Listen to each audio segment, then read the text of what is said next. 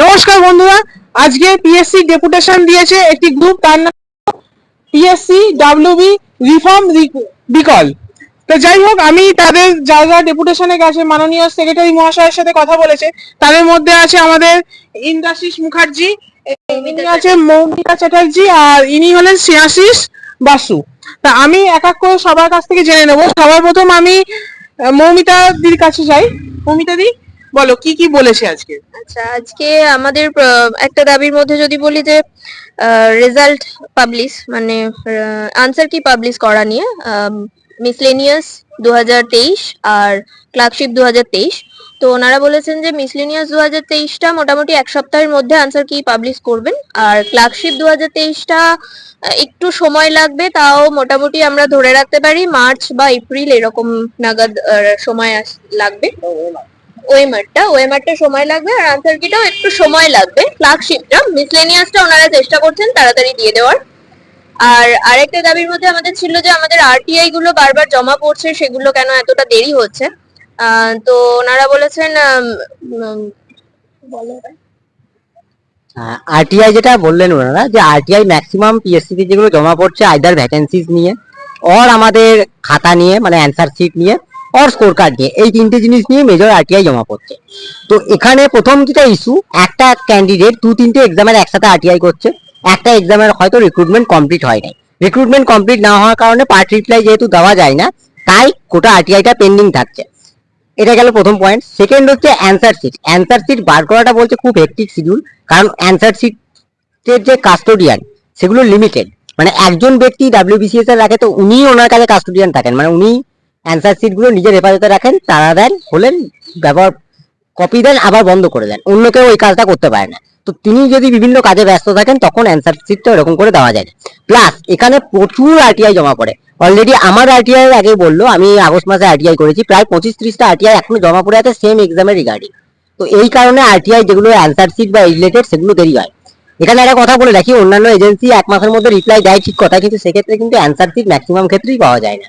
Score কার্ডটা জানায়, ওনারা ডেটা অ্যাভেলেবিলিটি দেখান না এবং জমা করে দেয়। আমি নিজে আরটিআই করেছিলাম এনটিএ তে, সেখানে কিন্তু আমাকে information is not readily available বলে রিপ্লাই দেওয়া হয়েছিল। এটা গেল আরটিআই ব্যাপারটা। আচ্ছা, থার্ড আমাদের যে পয়েন্টটা ছিল যে আমাদের রেজাল্টের ব্যাপার, ও অ্যান্সার কি ব্যাপারটা বললো, আমি রেজাল্টের কথাটা বলি। West Bengal civil service executive main examination 2022, যেটা আমরা জুন মাস থেকে আশা করে চলেছি, আসার বয়স শেষ হচ্ছে না, আসার বয়স এখন 6 মাসে পরিণত হলো। তো যাই হোক, আরো কিছুদিন আশা করতে হবে। ওটার একদম লাস্ট স্টেজ চলছে, মানে ট্যাবুলেশনের কাজ চলছে ওনাদের কথা অনুযায়ী, এটা কিন্তু আমার মতামত না, ওনাদের কথা অনুযায়ী ট্যাবুলেশনের কাজটা চলছে। ওইটা হয়ে যাওয়ার পরে রেজাল্টটা বেরোবে, ইন্টারভিউ কিন্তু সামনের বছর হবে। মানে আই রিপিট, এই বছর ডাব্লিউবিসিএস 2022 এর কিন্তু ইন্টারভিউ শুরু হচ্ছে না, যেহেতু ওনাদের দুজন মেম্বার আছে। এখন জুনিয়র ইঞ্জিনিয়ারিং সিভিল এর ইন্টারভিউ হবে, ওনার আবার বোর্ড 2 এর ডেট চেঞ্জ করেছে। তো সামনের বছর ওর ইন্টারভিউ আমরা দেখতে পাবো গ্রুপ এবি এর। আর ভ্যাকেন্সির কথা এখানে কিছু বলেছে, তো ভ্যাকেন্সি বলছে এবার মোটামুটি অ্যাপ্রক্স 350 কাছাকাছি থাকতে পারে ডাব্লিউবিসিএস গ্রুপ এবি তে, এই সরি ডাব্লিউবিসিএস 2022 এ। এবি নয়, এবি সি ডি সব মিলিয়ে ডিতে একটু ভ্যাকেন্সি বেশি আসার সম্ভাবনা রয়েছে। ডিটা যেখানে অবলুপ্ত হয়ে গেছে তার থেকে একটু বেশি আসার সম্ভাবনা রয়েছে।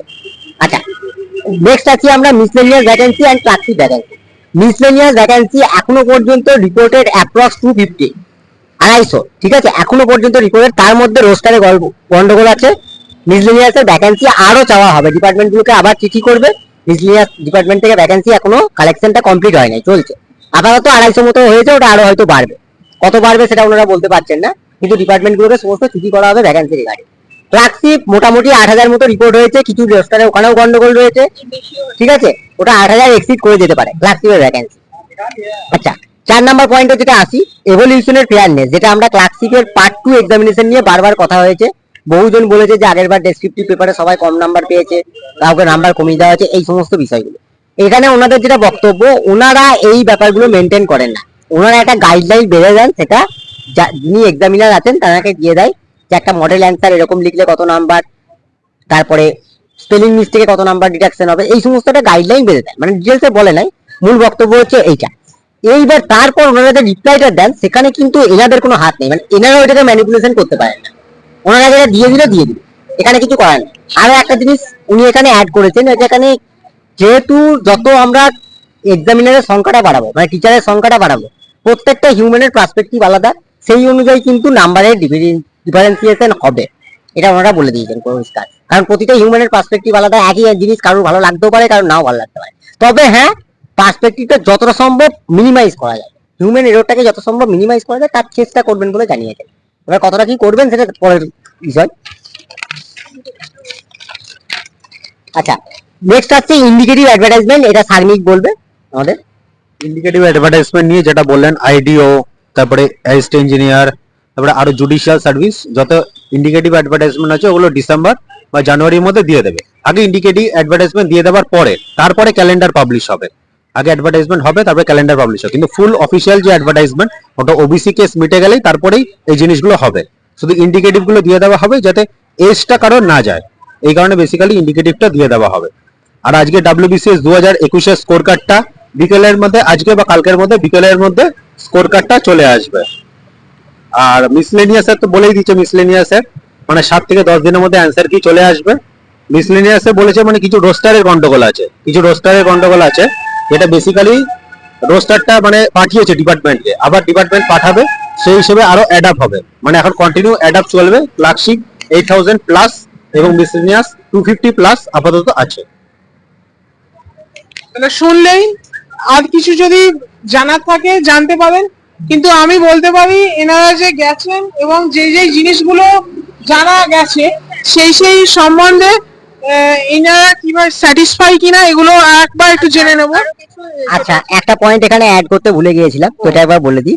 শুনে নিন। যেটা হচ্ছে ইডব্লিউএস ক্যান্ডিডেটের লিস্ট এবং status rectification.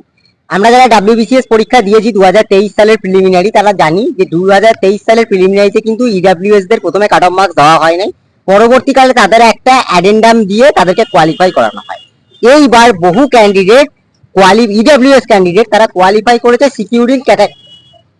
Securing cut off marks of general category. তারা কিন্তু নিজেরা বুঝতে পারছে না আদৌ তাদের স্ট্যাটাসটা ইডব্লিউএস হিসেবে আপডেট হয়েছে কি হয় নাই। কারণ অরিজিনাল যেটা WBCS নোটিফিকেশন ছিল 2023, সেখানে কিন্তু ইডব্লিউএস রিজার্ভেশন ছিল না, ওটাকে পরে একটা অ্যাডেন্ডাম করে ওটাকে দেওয়া হয় লেবার ডিপার্টমেন্টে যেরকম রোস্টার ছিল বা সিস্টেম ছিল, ফিনান্সের যেরকম নোটিফিকেশন ছিল সেই অনুযায়ী।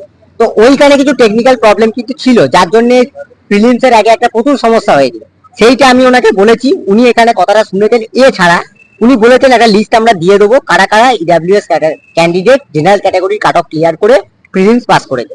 তাও আমি বলবো এখানে, যেহেতু আমরা এখানে তো কোনো অর্গানাইজেশনের বাহবা কুড়াতে আসছি না, সাধারণ চাকরি প্রার্থী হিসেবে এসেছি, তো সবারই ক্ষেত্রে বলবো যারা ভিডিওটা দেখছে নিজের দায়িত্বে যারা ইডব্লিউএস ক্যান্ডিডেট আছে একবার পিএসসি অফিসে গিয়ে এনকোয়ারিতে কথা বলে, যেটা ইডব্লিউএস স্ট্যাটাস আপডেটের স্লিপ ছিল, একটা স্লিপ ছিল প্রত্যেকের কাছে, সেইটা এসে একবার ফিজিক্যালি নিজে কথা বলে আপডেট আছে কিনা চেক করে যেতে। আমি নিজে পার্সোনালি অনেক আগেই করে গিয়েছি। ঠিক আছে, এরা কবে করবে না করবে দিলে ভালো, কিন্তু নিজের দায়িত্বে, যেহেতু এটা তোমাদের হাতেই আছে, তোমরা নিজেরা যাবে একবার চেক করে নেবে যে স্যার আমার ইডব্লিউএস এর নথিভুক্ত আছে কিনা। যদি না থাকে ওনারা কিন্তু নথিভুক্ত করে দেবে। তাও বলা হয়েছে এরা যদি লিস্ট দিয়ে দেয়, কারণ সবাই তো আমার ভিডিও দেখবে না, তো সেটাতে হবে। এবার আসি প্রসঙ্গে আমার স্যাটিসফাইড এর ব্যাপারটা। দেখুন, সব জিনিস এদের হাতে থাকে না, প্রথম কথা। কিছুটা হলেও আমরা স্যাটিসফাইড, কিন্তু কিছু জিনিস এখনো ধোঁয়াশা রয়ে গিয়েছে। যেমন হচ্ছে স্ট্যান্ড কপি ওনারা বলেছেন 3-4 মাস লাগবে, কিন্তু কতদিন লাগবে ওনারা কিন্তু বলতে পারেন। নেক্সট হচ্ছে আরটিআই এর রিপ্লাই বলতে আমাদের ড্রাফটিং করা, খাতা বার করা, কতদিন টাইম লাগবে আমরা কিন্তু বলতে পারছি না। আরটিআই কিন্তু টাইম লাইন ওনারা বেঁধে দিতে পারেন না। অন্য এজেন্সিতে 30 দিন যেমন দেয়, সেখানে আবার উত্তর পাওয়া যায় না, ওই এক সমস্যা। এখানে আবার উত্তর পেতে গিয়ে নাকি বড় হয়ে যায়, ঠিক আছে, এরকম অবস্থা। এই একটা সমস্যা রয়েছে, এখানে কিন্তু আমরা স্যাটিসফাইড নই এই আরটিআই জায়গায়। এটা চাইবো একটু ইউজ করার জন্য।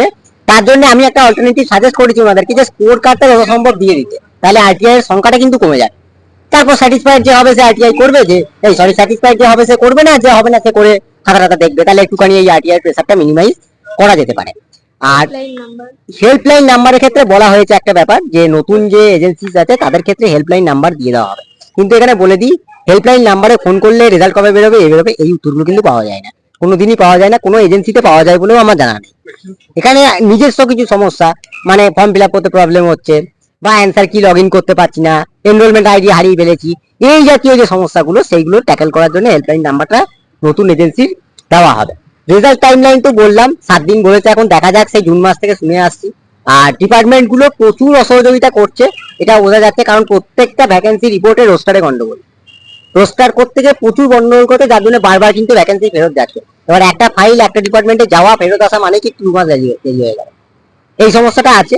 কিছু জিনিস ভালো লাগলো, যেটা ওনারা এই স্কোর কার্ডটা দেওয়ার কথাটা চিন্তা ভাবনা করছেন, আর ইন্ডিকেটিভ অ্যাডভার্টাইজমেন্ট দেওয়াটা চিন্তা ভাবনা করছেন, যেখানে বয়সটা নষ্ট না হয়। স্ক্যান্ড ওএমআর ওনারা পোর্টালটা বানাচ্ছেন লগ ইন করে, যাতে করা যায়। কবে দেবে সেটা বলতে না, কিন্তু জিনিসটা হচ্ছে, কারণ প্রসেসিং আছে যে ইন্ডিভিজুয়াল লগ ইন করে আমরা স্ক্যান্ড ওএমআর দেখতে পাবো। অ্যান্সার কি ডাব্লিউবিসিএস এর বেরিয়ে গিয়েছে, মিসলেনিয়াস এবং ক্লাসিকেরও বেরোবে আস্তে আস্তে। অ্যান্সার কিটা বহুদিন ঝুলেছিল, সেটাও আস্তে আস্তে সলভ হয়ে গিয়েছে, হয়ে যাচ্ছে। মিসলেনিয়াস ক্লাসিকটাও দেখতে পাবো।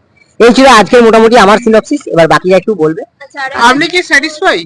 হ্যাঁ, এখানে স্যাটিসফাই হওয়ার মতো উনি যেটা বলেছেন, ইন্ডিকেটিভ অ্যাডভার্টাইজমেন্টটা বেরিয়ে যাবে। ইন্ডিকেটিভ অ্যাডভার্টাইজমেন্ট বেরিয়ে গেলে এজটা নষ্ট হবে না, বেসিক্যালি যে এজটা নষ্ট হবে না, কারণ এখন বলেছেন যে ফুল অ্যাডভার্টাইজমেন্ট বের করতে গেলে ওবিসি কেস এখন আছে, তো ওবিসি কেস যতক্ষণ না মিটছে ফুল অ্যাডভার্টাইজমেন্ট বেরোবে না।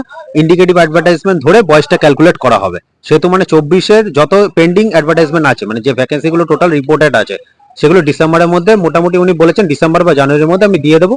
তারপর আমি অ্যানুয়াল ক্যালেন্ডার আস্তে আস্তে সব ডিপার্টমেন্টের সাথে কথা টথা বলে আমি পাবলিশ করব। যাই হোক, মৌমিতাদি আপনি কি স্যাটিসফাই?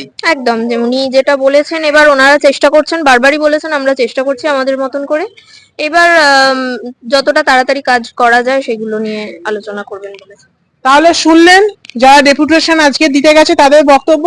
যদি আপনাদের কোনো কোয়ারিজ থাকে তাহলে ভিডিও কমেন্ট সেকশনে আপনারা কমেন্ট করে দেবেন, বা এনাদের যে গ্রুপ আছে সেই গ্রুপে গিয়ে আপনারা কমেন্ট করে দেবেন।